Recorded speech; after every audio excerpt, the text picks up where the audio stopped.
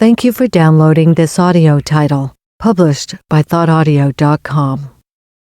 Mateo Jovan, The Adventures of a Modern-Day Prophet. Written by Garcia Mann. Narrated by Michael Scott. Produced by thoughtaudio.com. My name is Mateo Jovan. I am a thinker and philosopher by trade, applying thoughts and whimsical patterns of logic to reality for pay.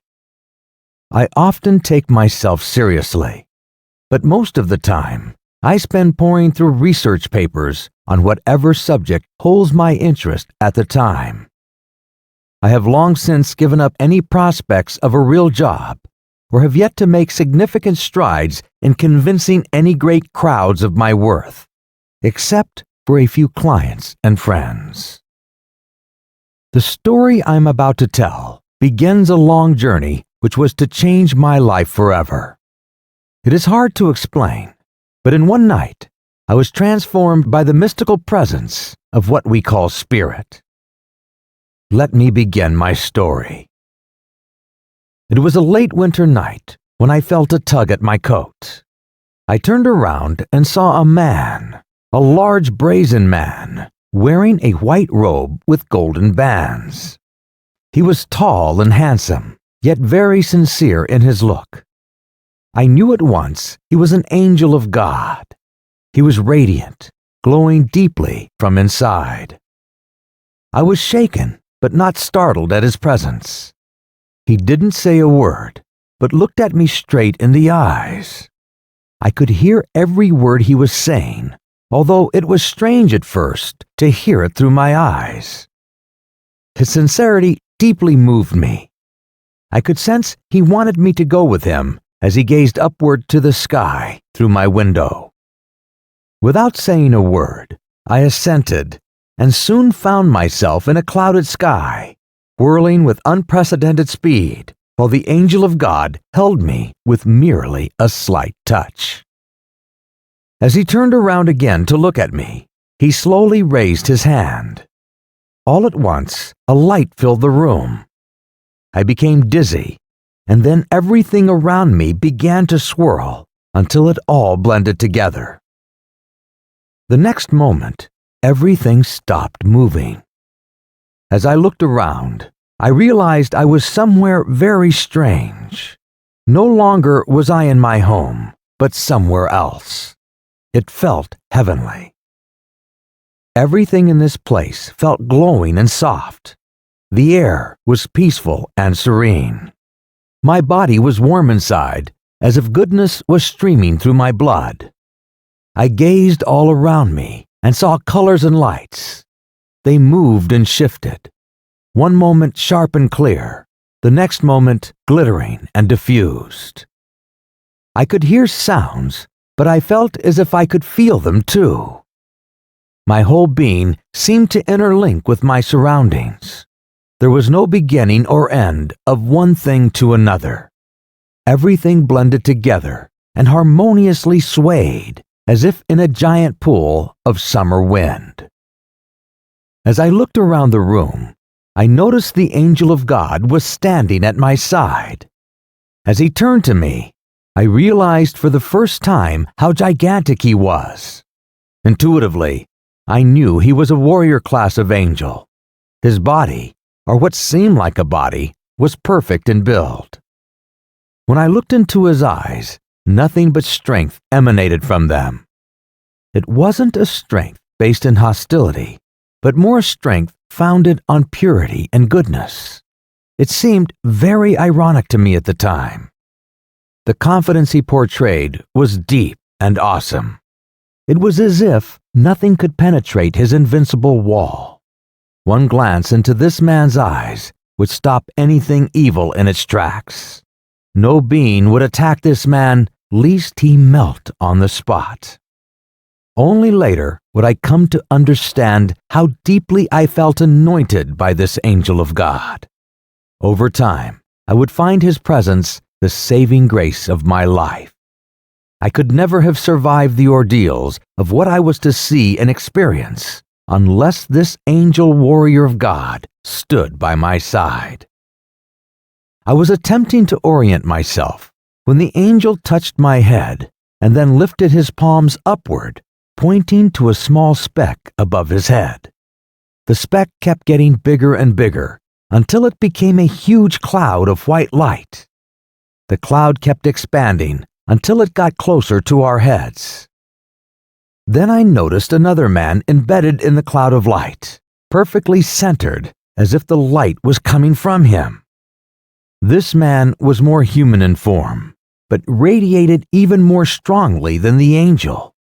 He was gentle in nature, his being captivating and inviting, pulling you toward him as a magnet attracts steel. The angel bowed to this man as if honoring a higher rank. It confused me to see such a huge angel bowing before a humble man. But the man seemed to understand the angel's intentions and raised his hand to give him what seemed to be a blessing. I was slightly disoriented. I couldn't establish a point of reference. Everything felt real, but the feelings running through my body were new and unprecedented. As a man, I had felt the range of human emotions, but now I was experiencing an ascendance of their meaning. The angel sensed my anxiety and moved to my side as if to reassure me. It worked. The moment he gazed into my eyes, all my anxiety ceased. I was perfectly at peace. I could sense the strength of the angel and how it felt comforting to my soul. The man in the cloud of light began to move towards me. The angel touched my shoulder, and I involuntarily moved forward, as if I were gliding on a smooth, invisible surface. When I looked up, I saw the man reaching towards me. I instinctively leaned my head forward as he touched me on my lips. At once, I could feel a heat moving from my lips through my whole body. My body beamed. At that very moment, a bright light came into my head. It seemed to emanate from my heart. The light transformed from an array of warm emotions into patterns of colored lights and sounds. I could somehow sense my whole humanity, my whole being, my individuality, but also my connection to the species of mankind. Every space in my body was filled with light, with spark, with feeling. I could see sound and hear color. I could smell touch and perceive fragrance. My body had gone into another dimensionality. I sensed the full potential of the human being. Then another angel suddenly appeared. He too bowed to the man in the cloud of light. The man merely looked into the angel's eyes and then turned back to look at me. The angel that suddenly appeared then flew to me and handed me a lamp. I took it in my hands. Then my angel looked me in the eyes and I heard these words. To prepare you for your mission, you must first be cleansed to purity. Take this lamp into your hands. The light within it is purity. Look into the light of the lamp until the light touches your soul. Completely absorb the light's brightness so purity will always be yours. I looked to my angel and then to the man. Almost on command, I looked into the lamp. It was dazzling. Inside the lamp was a light that beamed with radiance. I watched it for what seemed like a minute, but it could have been hours. It was entrancing to see this light. It glimmered in different colors until finally I could feel it going through my eyes into my body. I could feel it searching through my body and then hitting on certain things hidden inside. It would hit upon something solid and then begin to penetrate the object. As the object in my body dissolved, I could feel the darkened images of sin extrude. I could see when I had stolen a piece of gum from a store when I was 7 years old. I saw when I lied at one point in college to keep from getting in trouble from my professor. Then image after image came to me of sins that I had done in my life. but after a few seconds, the sins would disappear, and then a feeling of tranquility would take its place. This happened until all the objects were gone from my body. Then the light seemed to coalesce and speed directly to my soul. It surrounded my soul in a dazzling, sparkling sphere. The light swirled in syncopated rhythms, dancing an amorphous dance with my soul. Suddenly, I felt a sense of purity that I had never felt before. I kneeled down, bowed my head, and thanked the man in the cloud of light. Then another angel appeared as suddenly as the first. This angel looked like a woman, slightly smaller and more tender than either of the other two angels, but just as powerful in inner strength. She handed me another lamp that I held in my cupped hands. I took it and then began to hear these words. This is the lamp of knowledge. For your mission, you must be able to listen and talk to the world with understanding of its meanings. Hold this close to your eyes and let your eyes absorb the lamp's gleam. It is through your eyes that you will be given the knowledge of the world. I looked into the lamp and my eyes started to water. They did not burn, but began to adjust to the intensity of the lamp's light. Then I could feel the lamp fusing with my eyes. As the lamp disappeared, the light I saw with my eyes turned into pictures. The pictures were fuzzy at first, then started to take shape rapidly. The pictures fluttered one after another at a race car pace, much faster than my brain could absorb. I saw what I can only describe as man's knowledge passing through my mind. I saw the beginning of mankind and its evolution through each historical age. I could see the dissemination of culture throughout the world, its birth and eventual stagnation. I saw the start of science, the beginning of speech, the first artwork, the first medical doctor. I saw how strands of fabric made whole cloth and how gravity worked. I could see the blossoming of evil in man's heart and the suffering of innocent people. I saw the rise of kings and the death of empires. Thousands upon thousands of images reeled through my head. The speed at which these images moved seemed as if lightning was striking in nanosecond succession, spewing its light in a multiplicity of directions. As the speed of these images got faster and faster, they suddenly popped into a new level. This level was slower.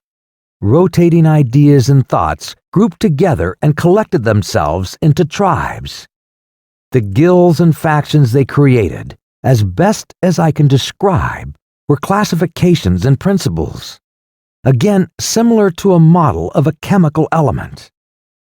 Each group was different in form, their geometric shapes as unique as a snowflake, but as similar as the snow. They formed relationships to each other, something like a DNA molecule, connecting and revolving around each other in a rather intricate network of connectivity. It seemed as if I had ascended into the philosophy of human thought, into an essential fabric of the human mind. All knowledge, all logic, all systems of thinking were evident to me. I saw how they differed, yet more, I could feel my whole countenance changing. Before I had arrived in this heavenly place, I was an average man, worth no more or no less than anyone else. I had no great talents. I had no great riches. Now, I could feel the cosmically induced enhancements to my being. I was becoming a better man through these spiritual events of heaven. Then the man in the cloud of light reached out to me again. As he touched my lips, I heard these words. It is time for humanity to conclude its modern indulgence. The self-centeredness of this age is based in worthless materialism and greed. This age has not used its heavenly gifts wisely, but instead has applied them to their own selfish and destructive ends. My patience is at an end with this generation, which has taken only backward steps in their move to my holiness. I have chosen you to be my modern-day prophet, my servant, born of the earth, to invoke my words to this secular age. You will be my tongue to tell this contentious era that they can no longer trample upon the divine. They build their homes for assurance, but smother the flames in their hearts. They hoard their goods and cast out truth. You will tell them that the Holy One, the Son of Man, has been awakened in his justice, and that this is the time for the pruning of evil from the core of this earth. I was astonished at these words, but I instantly felt their truth. Then the Son of Man touched my lips again. My tongue seemed to swell to 1,000 times its size, words bursting inside, taking shape as never before. I could see words in graphical form, some in strange symbols, others collaged together with sound and color. They seemed to layer themselves at different levels of space and time. They moved in waves, but at varying intervals and intensities. Finally, I uttered these words. How can I be this messenger you seek? I am but a mere man, slightest in every way, compared to your heavenly host. I could not imagine their choice of me for this task. Why this great man would choose a middling man when right next to me were towering angels so adorned in strength and culture they would dwarf rampaging herds of elephants. I felt dwarfed in stature, and a mere look around at their presence made me feel like a speck of sand. The angel looked down at me with a comforting stare. Then the man of light answered with a soft, compassionate voice. A river is forged, not by its own nature, but by the force that draws it downhill. A bull ram does not clash with its own horns, but with the spirit that draws it forward. And humanity does not draw its own conclusions from its own wit, but from the wisdom granted it from above. So it will be with you. Alone you are like one tender shoot of grass, unable to bear its own weight from the morning dew. Your strength is drawn from the source of all being, the God of heaven through his Son, where all is judged in truth for eternity unto the end. At that moment we were joined by a woman. I looked into her eyes and saw the most beautiful face imaginable. Her face was perfectly contoured, her eyes like water clear and deep. She stepped up to my side and handed me yet another lamp. But when I looked at it closer, I noticed it was different than the rest. It was made of clear glass, and in the center of the clear glass was a river that flowed with a torrent. The waves created white flecks of foam that created sparks with dazzling hues of red, blue, white, and yellow. The flame seemed intensely hot, although its heat was mild and comforting. The great man spoke again. Tell this modern age that I am sending them my lamp filled with the waters of infinite light and the fire of the Holy Spirit that shines for them. For those who wish to take hold of the waters and the flame within this lamp will be saved the tribulations I have stored away for this generation. For I am a God of mercy unto men, a redemption for the sick of mind, body, and soul, but pity to those who do not heed this last warning that I myself give unto them. At this, I heard a loud chorus of voices singing in praise of this man. I could not sense any wrong in him. He was without fault, yet still a man such as myself. The angel turned to me and said, This is the prism of light, also called the Holy One, that is ascended unto you through the Holy Spirit of God. because of his sacrifice unto death on earth, and for his purity of soul, for his love of heart, and for obedience to his Father, he has been granted all authority over earth and heaven. For I would have rejected these words as utter nonsense on earth. They seemed to make sense to me here. I looked at the man and knew they were talking about him. I could see that the words were true because of the way he gleamed. The angel continued speaking to me through his eyes. In your quest, you will see the strange darkness that deflects their spiritual being from God and his Son. The great evil one, the Satan, the Oman, the prince of complete darkness, has triumphed over this generation. His time is now at an end. And soon, the people of the earth are to have peace once more. Your mission is to bring these words to these people so they may hear them and convert their hearts from their evil ways. The least of these people who wish to be saved by their Master in heaven will be greatly honored as if they were a great king or queen in the haven of heaven. I realized the gravity of what I was being asked to do.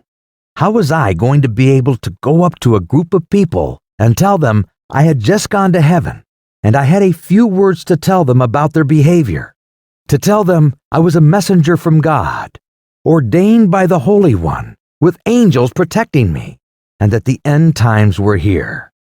I shook my head at the reality of the situation. The angel heard my words, even though I hadn't spoken them.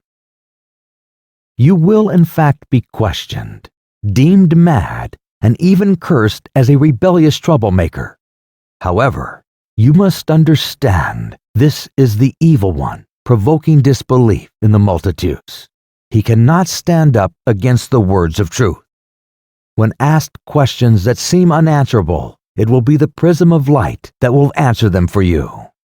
Those who hear and act on these words that come from your mouth will be converted and held high by this light. This generation of self-centered individualists is a victim of evil blockages in mind and spirit, which prevent them from entering the Holy Spirit. Because it is the end times for this generation, the prism of light will speak to these people directly, answering their questions in wisdom and in their own modern terms. I have been given unto you to protect you during your saintly mission, but you will also be given another angel to be at your side. It will be an angel of innocence, untainted by humanity, undaunted by the evils of war or by the calamities of the modern age. Through innocence, you will be guided through your journeys, which will last you until you breathe your last breath. Your tongue will become as a sword, piercing all armor, piercing all blockage. Thousands and thousands of people will hear these words, and those who hear will understand. Millions and millions of people will reject what you say, and those who do not hear will join in a place called destruction. At that moment, a great piercing roar ruptured through the place where I stood. A huge, ugly beast suddenly appeared, with brown, scaly skin, huge fins cutting down the center of his head, great wings that looked like the wings of a bat. His mouth spewed spit that burst in the air as his head swayed side to side and up and down. There were thousands of flies buzzing his head and body, but as I looked closer at the flies, they were human bodies, little demons, and strange creatures flapping around the beast.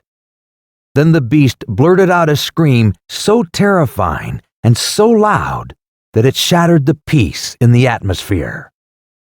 The noise was deafening, and I immediately covered my ears. I looked around me and at the man of light, and along with the angels, they all remained motionless, seeming as if they had experienced this event 1,000 times over. Not one of them flinched. The only noticeable difference from their countenance was that the light coming from their bodies grew brighter, more intense, and in a larger circumference. Then the beast bellowed, "I am the great man of darkness. I am Onam, the ruler of the decrepit. This common man has no place in my domain. He will not upset my timetable of conversion to hatred and sin. I will devour this common man, choking his breath from his lungs, breaking his spirit as I do a simple twig. Take this common man out of my sight and my dominion on earth. What I have gained on earth is mine, and mine to keep. I devour my feast in these times, because they are my decrepit food. No common man will ruin my day."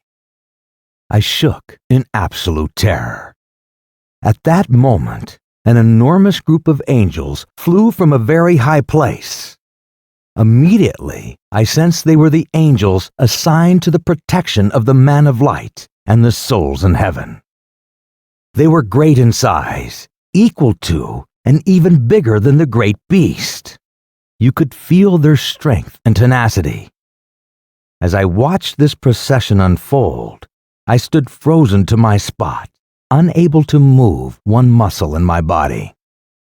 They flew in formation to the edge of a whirlwind the beast created. They opened their wings.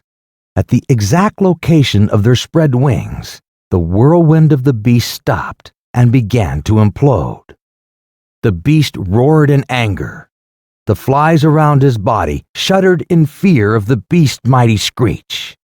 The angels stood majestically in unison and without fear, bringing an immense peace to the chaos. They stood harmoniously in the grace of God's Spirit as a gigantic shield against the beast's forceful vengeance. The beast howled one last statement. "My name is Oman, and my dominion is the putrid soul of the earth upon which I feed. Do not send a common man to ordain a godly mission. My anger will evoke fear on the earth." At this point, the totality of the beast image collapsed into a small point and disappeared. The great angels stood in peace and flew back to their haven. They neither acknowledged the event nor seemed scathed. The angel next to me explained in a soft voice, "This is the battle of good and evil for the human soul. This is the natural balance in the process of life and death that keeps the living alive and the dead consumed. In time, you will understand profoundly the significance of this battle and how it plays itself out on earth. You will see the evil one's appalling and severe forces at work. These detestable acts have reached a crescendo, and it is time for humanity to return to its self-respect and the spiritual love of God. For now, go and rest in peace. You will be visited soon by our spirits to verify your experience and guide you in your next actions." At this moment, everything disappeared around me. I went blank for what seemed a few minutes and then found myself in my study at home.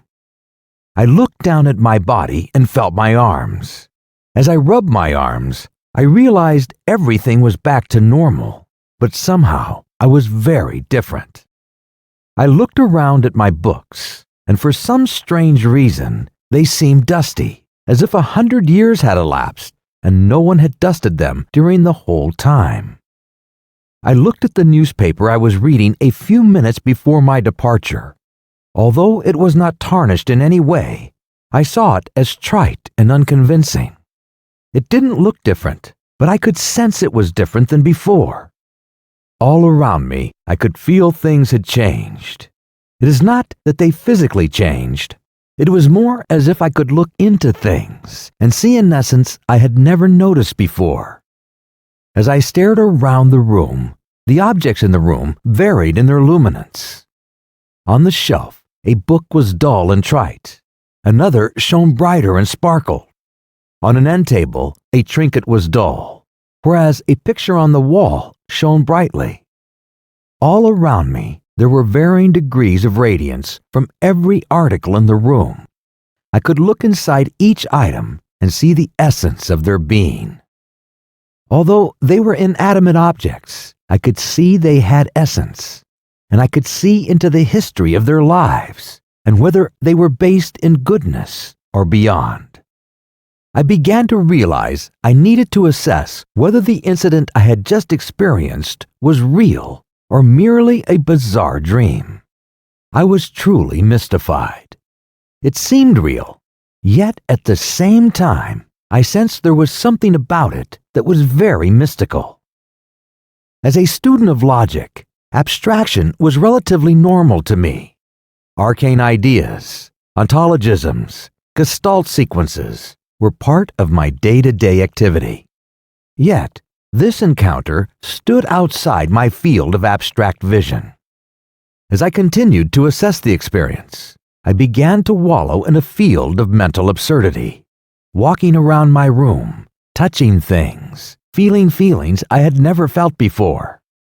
I wanted to rest, but the excitement of the moment kept me catapulting from one thing to another.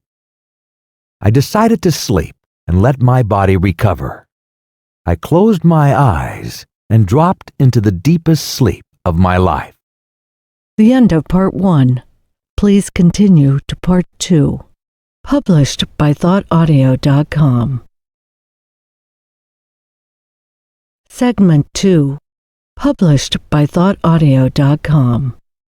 Mateo Jovan, The Adventures of a Modern-Day Prophet. Written by Garcia Mann. Narrated by Michael Scott. Suddenly, my eyes opened. I felt fresh and alive. My bones did not ache as they usually did in the morning. My head was clear, not fogged by my usual lack of clarity. For a short time, I bounced around the room, lifting my arms, touching the floor. I scrambled some eggs and fried some bacon. It was the most enjoyable and delicious breakfast I could remember. I felt young again. Then a light flashed throughout the room. I turned around and saw the angel of God standing in front of me. At that moment, I realized that everything I saw, experienced, what I thought might have been a dream, was in fact real and still happening. The angel spoke kindly to me. All that you have heard and seen is true. Have no doubts about your mission and duty to God and His Son, the prism of light. I am here only to protect you during these times. Do not be afraid. When I took one glance into the angel's eyes, I realized that everything was as I had experienced it. I began to accept it and rekindle, one by one in my head, the wonderful experiences from the heavenly place I had been. As I glanced around the room, I continued to see things from an essential and deeper perspective. I must have seemed slightly confused because the angel of God turned to me and said, "What you see occurring when you look at objects is the gift of revelation. All things are now revealed to you, so you may proceed with your works and your duty. It will give you insight into many knowledgeable things, as well as the ability to discern subtleties between heaven's light and the darkness of the underworld. There is nothing to fear from this sight. It allows you to see the visions you are about to see and is given to you by the Son of Man through His Father." I looked around the room once more and could see the angel was right. Those things that shone were more heavenly in nature. Those things that seemed dingy did indeed have a more sinister feeling, a darker and almost evil feel to them. I rushed to look outside my window. I wanted to see the outside. The streets were brightly lit, but they were gloomy, whereas before I had always seen them as lively and cheery. Then I noticed a group of young teenagers walking down the street. I recognized them instantly. They were the neighborhood rowdies whom I've always admired for having such rebellious spunk. But when I looked at them again, I noticed a dark hollow cloud surrounding the group. From each person, I saw a deep darkness emanating from their chest. Whatever they were wearing turned to soot black, and their eyes became larger and more sinister in appearance. They looked at each other with cunning glances, as if they were secretly plotting each other's demise. They smoked and laughed, but not in a joyful way, more as if they had just fooled the other into believing a bad lie. Then my nose began to smell a terrible stench. It was the smell of distrust. How could I smell distrust? I looked to the angel for help. He turned to me to explain. Your ability to perceive evil exists at every level of your senses. But this is not the worst. Behold the one who is called Satan and who is called Onam. He then pointed to the horizon. At first, all I saw was a red path. This was a path made of blood and led directly to a glittering throne. There upon the throne was the most hideous beast I had ever seen, yet similar to the one I saw in my dream from heaven. I jumped back in disgust. He was a giant of a beast, spitting and hewing with every word he spoke. He sat there frothing at the mouth and beckoning the kids to fester inside and hate as much as they could hate. The more the beast talked, the more intoxicated the kids became with their hate. I looked up to the beast once more and saw a multitude of smaller but just as grotesque demons slithering around the large beast, just as they did in my dream. They were all laughing and spitting. They spoke as gargoyles, with inaudible, drowning words. The demons would fly over the heads of the group and then laugh and spit on the group. It was as if they were antagonizing the kids into getting mad. I began to see images inside the minds of each kid as he walked. I could see murders and beatings. One picture was of the group ripping at a young girl's blouse as she sat in a crouched position and cried. Another vision came over me of them taunting, then beating an old man. Then the large demon began to speak. Children of mine, you who worship the darkness of the earth, now you can hate all those around you who take away your freedom. You can thrust your hate upon anyone you please because you worship the great authority of the forgotten world. I am Onam, the ruler of darkness and hate. I alone allow you to pronounce your resentment to the world and share with me all the freedom you choose. Who are they to tell you what to do and how to act? They are old and unaware of your overwhelming wisdom. Rid yourself of all those around you with hatred and venom of spirit. I am the Great One who opens the gates of power to you. Come to my place called Nowhere, where the pleasures and power of the world you seek are hidden. There you will dance with my maidens, and you shall live as kings as you spit in the faces of anyone you please. Come, my children, I await you with open arms. As the huge beasts laughed, the group grew in hatred to each other. They would kick anything in their way and began to pounce on each other. All at once, the beast looked at the group with groping eyes, pointed to them, then vomited from his mouth. From his mouth, he hurled a putrid substance, linked together as a chain with a huge hook on one end. It surrounded the group. With one big gasp, the beast pulled them into his mouth. The angel turned to me and said, "This is the path of devious youth. It has made the King of Heaven reel in pain to see so much of humanity swallowed whole by Satan. Youth has turned a blind eye to heaven, instead seeking their freedom through violence. The violence they experience will be short-lived, and they will themselves become the victim." As the group was eaten by the beast, I could see images of them being torn apart from limb to limb. Their laughter became screams. The smaller demons laughed and hurled themselves to the ground in joy. Then all at once, one of the teenagers came out of the bowels of the large beast and took the form of a smaller demon.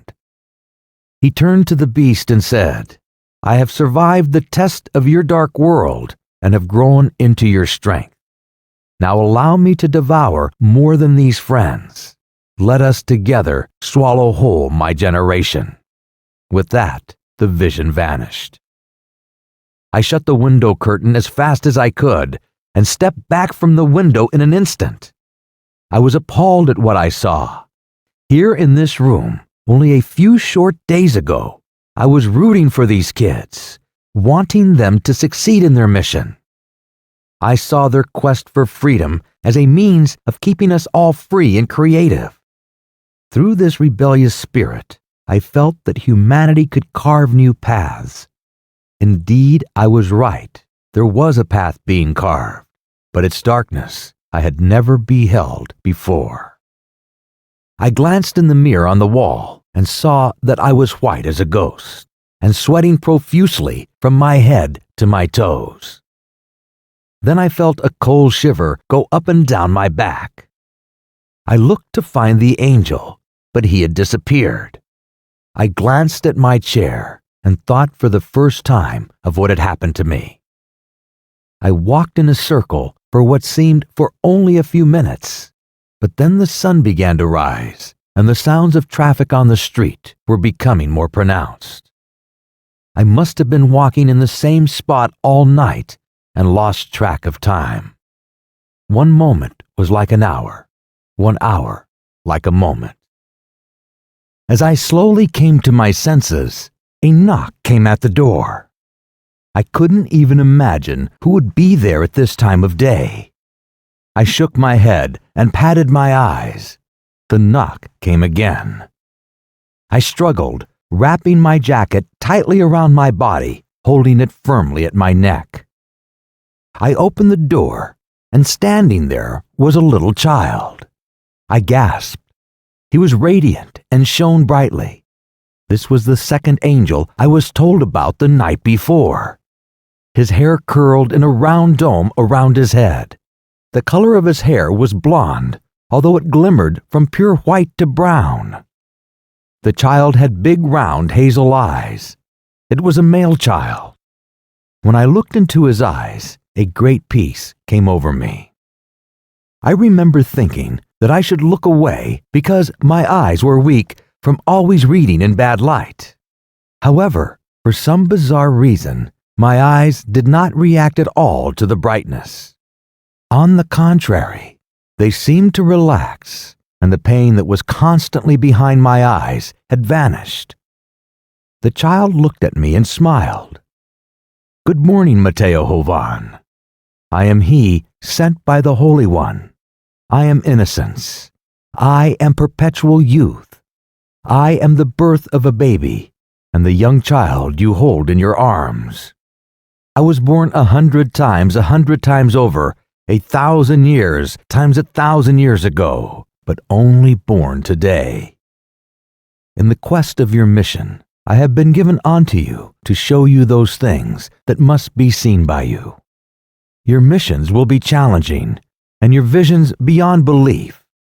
Nevertheless, each in turn will be significant for your message to this age.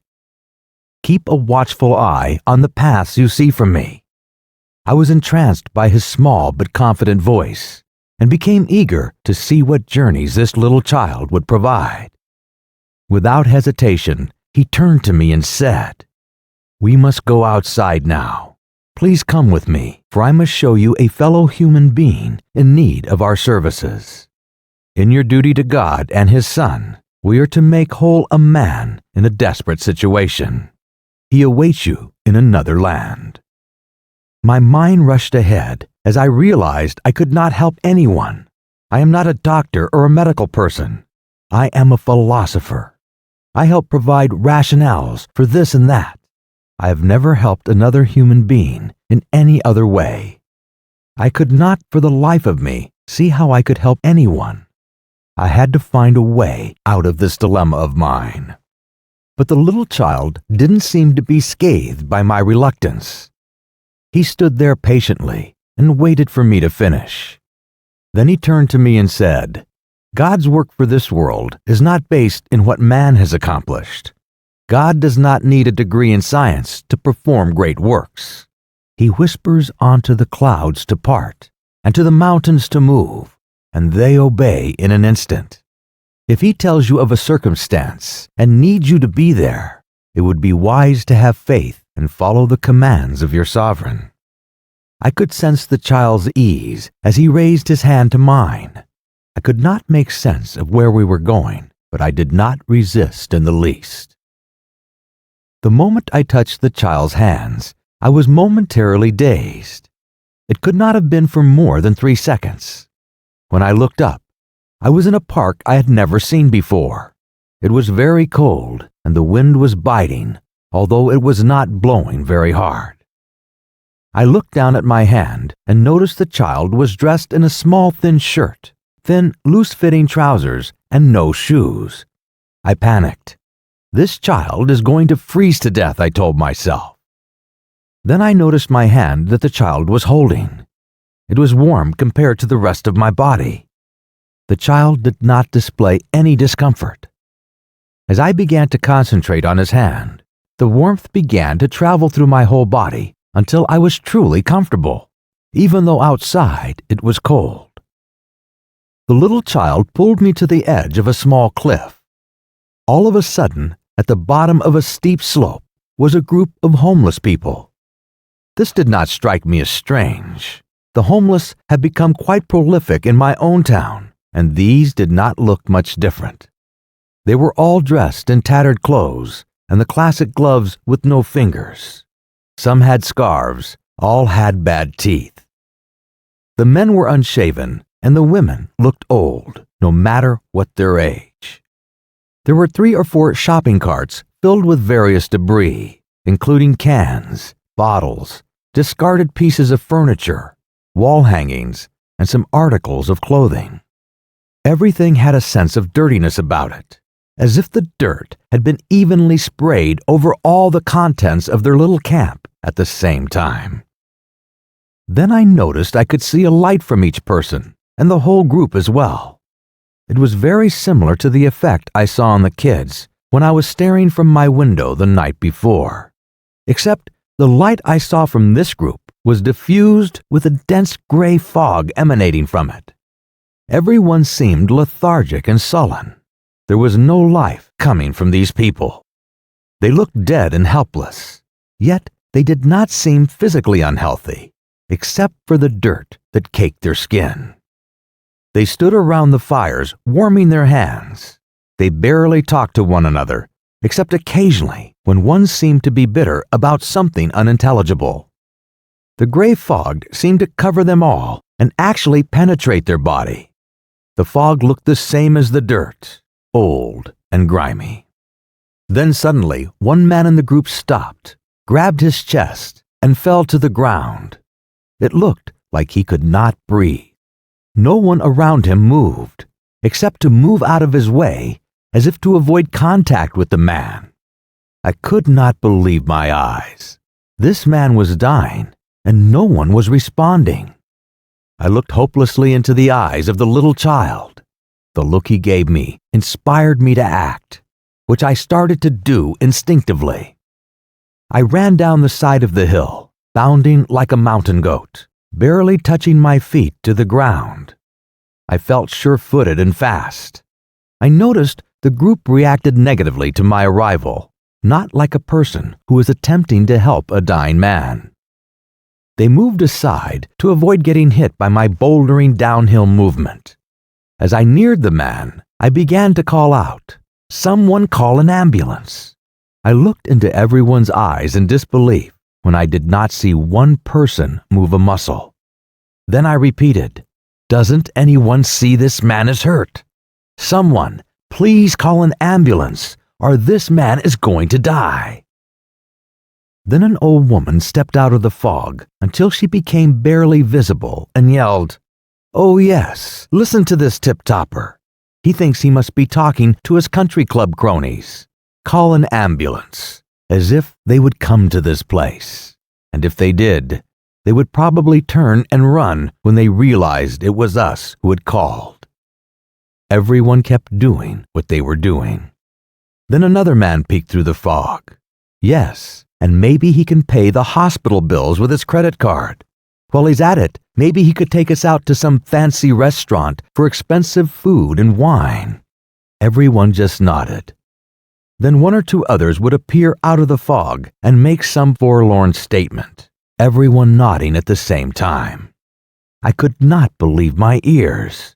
The fog was getting thicker, almost making me choke. When I finally got to the man on the ground, I leaned over and felt his chest. His pulse was weak, and he was in terrible shape. His breath had the odor of cheap wine, and his eyes were glazed. Then the fog started to come through the man's eyes.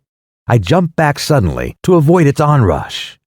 I began to hear the voices in the back of me ring out in chorus. "Leave us alone. We don't care. Leave us alone.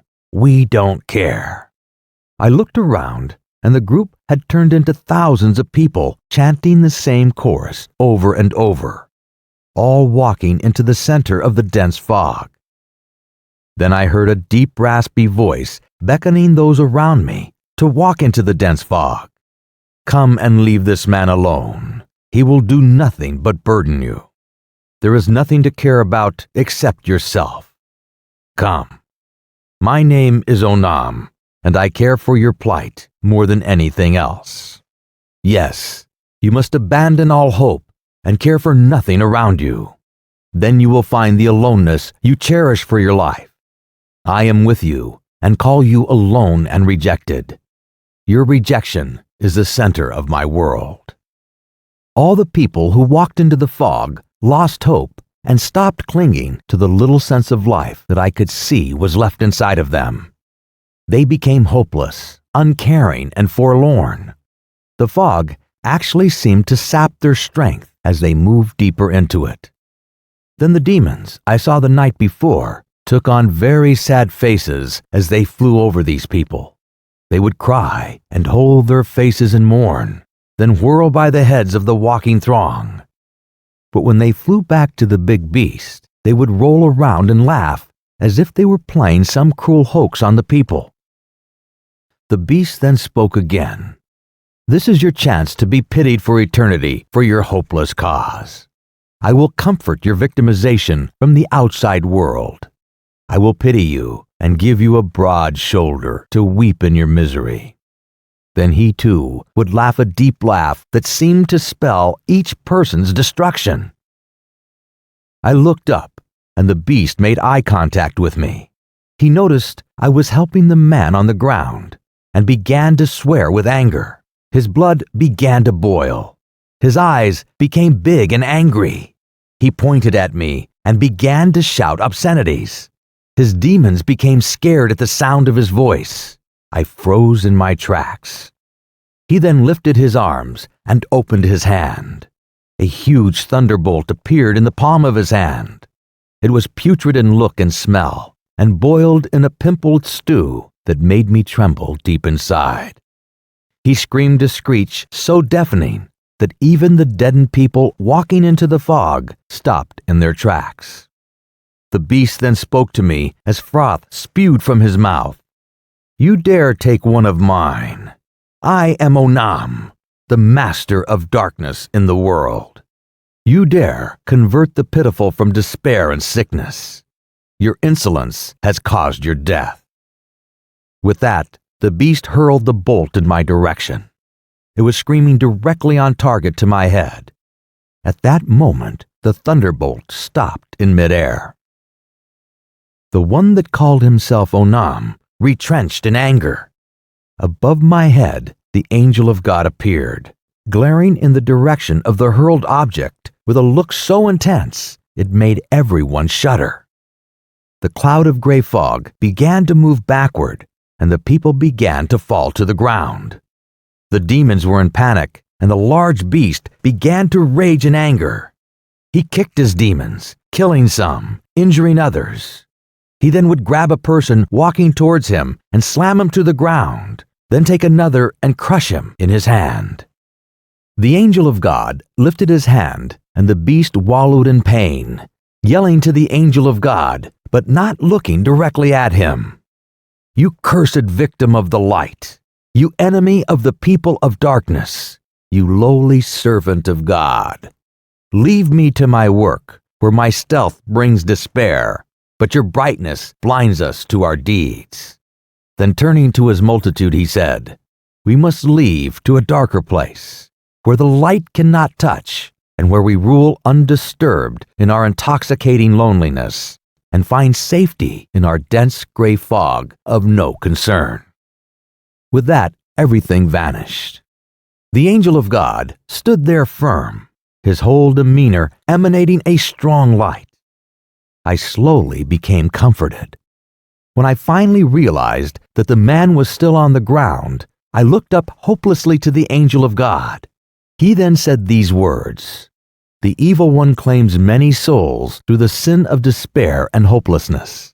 Man gives himself freely to sin by becoming a victim to self-pity, rejecting faith, and thereby rejecting heaven. Now become ready, Mateo Jovan, for you now will become an instrument to show the mercy of God. The Son of Man will heal this man and cause him to convert many souls from this sin of despair. You must hold this man and have him turn his heart to the light, so that he may live and bring many to the gates of heaven." I then held this old man's hand to his chest and spoke these words, "Listen, old man, you have one chance to escape the death that is fast approaching you. Do not take leave of your senses. Instead, turn to the light above your head and say, 'I love you, Master. Take away my darkness so that I may live.'" The old man looked up at me with a whimper in his eye. He knew he had one last chance, and he did not want to die. Then doubt came over his eyes, and he looked away. I could see the inner battle raging in this man's soul. It was up to him, and he had only a short time to pronounce his own judgment. He then turned to me and repeated my words. I could see he was happily resolved.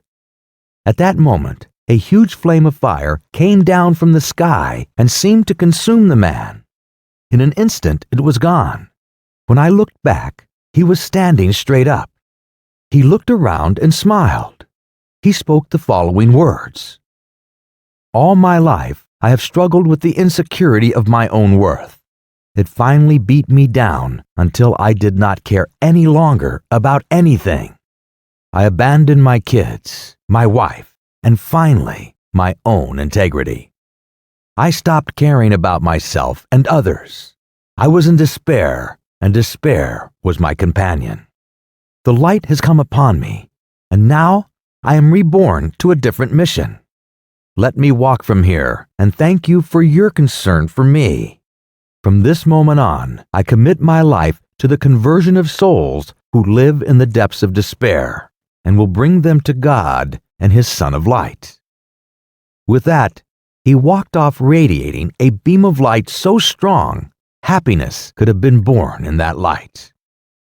Then I felt warmth in my hand. It was a little child. He then said, "You have done well, Mateo Jovan. You have indeed helped this world through your kind acts and concern for others. The great light wants to show His mercy to the world. Even though the darkness reaps many souls, the light prevails over all." With that, I was back in my study all alone. I felt it was time to look at the experiences of the last few days and put them into the context of reality. First, it appeared to me that I was experiencing peripheral social problems. Newspapers feasted on these obvious social conditions, that is, the violence of youth and the homeless. These were not the mainstream problems of a sanguine and materialistic generation. These rejected people would be the ones most susceptible to evil, or if not evil, a self-destructive nature that inherently leads to ruin. Yet, I also realized that an uncaring society created unwanted people and angry children. Still, I wanted to delve deeper into the greater sin of our generation. Over the next few weeks, I spent my time not only pondering my mystical experiences, but also grabbing sections of the world and examining them. I walked the streets. I took long bus rides to different places. I read magazines, meditated, and generally attempted to broaden my scope of today's modern world. Additionally, my mind began to absorb my new ability to see and understand, discern and reveal. I was no longer startled by my perception. My two heavenly allies and I became better acquainted, and our discussions, although never moving from the profound, became familiar and inviting. Yes, since that time, there have been many adventures and insights. I have begun to write my experiences down. Writing my experience is a tedious task compared to the relative magic of the events, especially where one moment of reality becomes a mixture of concrete, evil, spirit, and humanity. Nevertheless, write I have. Bear with me during these times of manual compunction. I am only slightly able to communicate the full breadth of my experience, because so much is there. I will continue to share my experiences and adventures with you, but this is what I have written to you for now. If it finds you well, then move toward the light and follow in its wake. Farewell for the time being. I will be back soon. We hope you enjoyed this interesting audio title.